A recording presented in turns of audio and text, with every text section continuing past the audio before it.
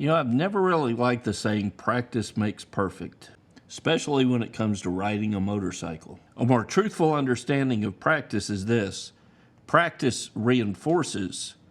When we understand practice from this perspective, we get a better understanding of why using the proper technique has such a huge impact on a rider's ability to improve their riding skill.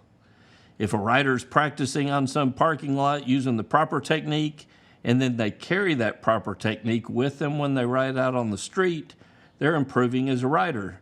If a rider doesn't practice, or even if they do practice, but they do so with poor technique on a parking lot, then they carry those poor techniques with them when they ride on the street.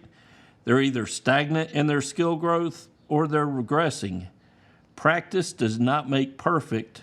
Practice reinforces. So what are you reinforcing every time you get on a motorcycle? Good technique or poor technique? The tricky thing about some riding techniques is sometimes there are different ways to do the same thing, and each technique has its own strengths and weaknesses. For instance, when I come to a stop, and I've taught this here on this channel at a light, most of the time I keep my right foot on the rear brake and I put only my left foot down. That assures me using that rear brake all the way through the stop, and the only foot I ever put down is my left foot. In other situations, if it's windy or the surface is uneven, or if I have a passenger on the back, or maybe I blew the stop a little bit and I wasn't totally balanced, I may put my right foot down at that stop also, but the vast majority of the time, it's my left foot only. I've got valid reasons for doing this, and it works well for me. Other instructors put both feet down after completing the stop for better balance and for other reasons on their own motorcycle. Two different techniques, both have some merit, and this is an area where you as a rider need to weigh the pros and cons, decide what works best for you, and develop and progress in that technique.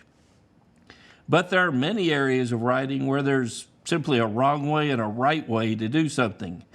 Sometimes there is no middle gray area, there's right and wrong. Our job as riders who want to always be improving is to find the correct technique, practice that on a parking lot, and then reinforce that technique every time we ride. You can really develop your riding skills by practicing a few basic things on a parking lot. Things like cornering, emergency braking, swerving, maybe a brake and escape depending on your skill level, and some slow speed skills will help build a solid foundation to build upon for use out on the street. This is where the field guide comes in, but you have to make sure that you understand the proper technique during the exercise and practice using that correct technique. For instance, let's take emergency braking as an example.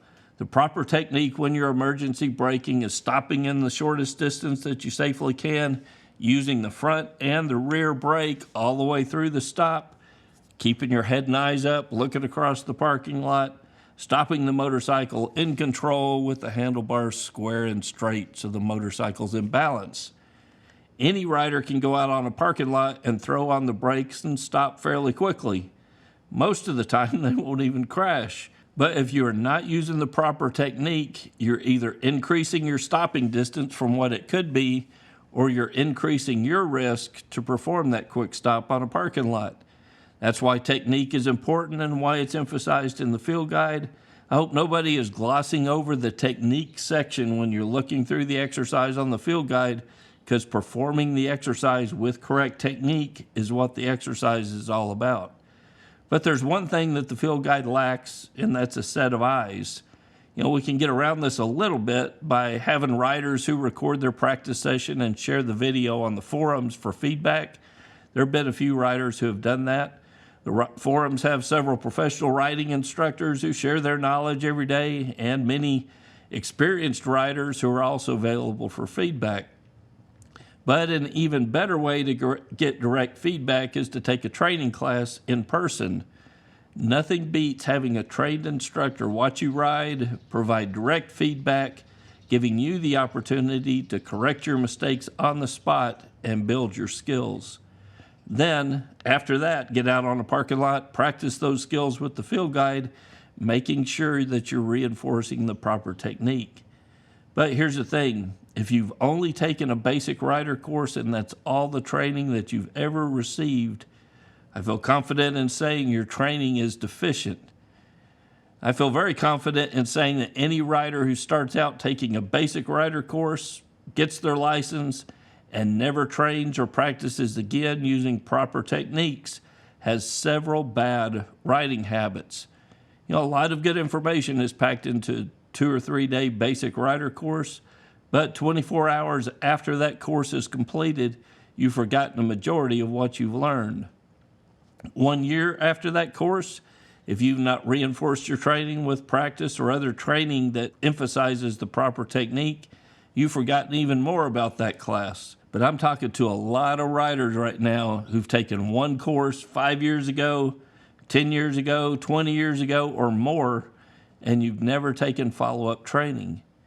Is it any wonder then that people are trying to layer down to avoid a crash, or they're slamming on their rear brakes only, not using the front brake, and they're crashing when they need to stop in a hurry?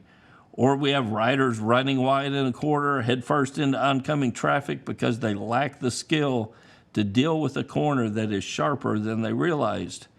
It's because practice does not make perfect. Practice reinforces, and whatever you're reinforcing is what you're going to use in an emergency situation out on the street.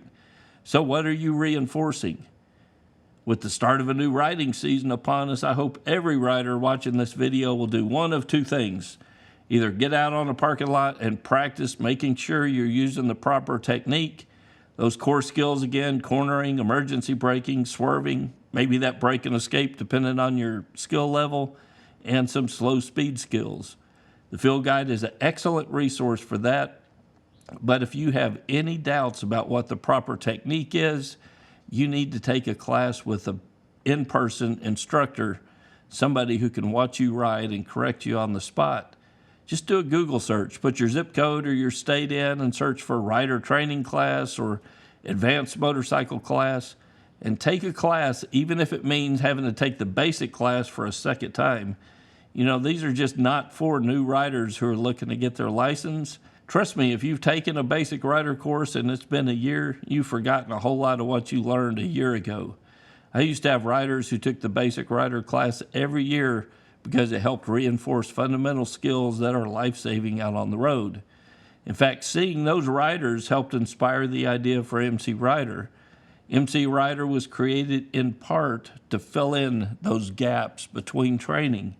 MCrider provides weekly videos free of charge that provides good riding technique on a wide variety of motorcycle subjects. Creating these videos and running MCrider takes a whole lot of time. It is a full-time job. So to support the channel and to create more opportunities for you, I created a membership site for MCrider. Members get things like the Field Guide, the forums, ad-free videos, and a member map that allows riders to find other people to practice with or ride with in their area. This membership gives me the ability to release weekly training videos free of charge to anyone who's willing to stop and listen. And it makes me happy when I hear that MCrider has had a positive impact on riders' skills and their awareness out on the road. And I never would have dreamed when I created MCrider just a few years ago that this channel would have 24 million video views, and combined, riders have watched 2.4 million hours of MCrider content on YouTube. Man, that's just amazing when I think about those kind of numbers. So thank you to all the members who make MCrider possible. Thank you for watching weekly.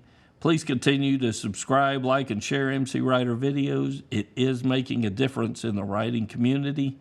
So my challenge to you, get out there, start searching on Google. Find a class to kick off this riding season and make sure that when you practice, you're reinforcing proper technique.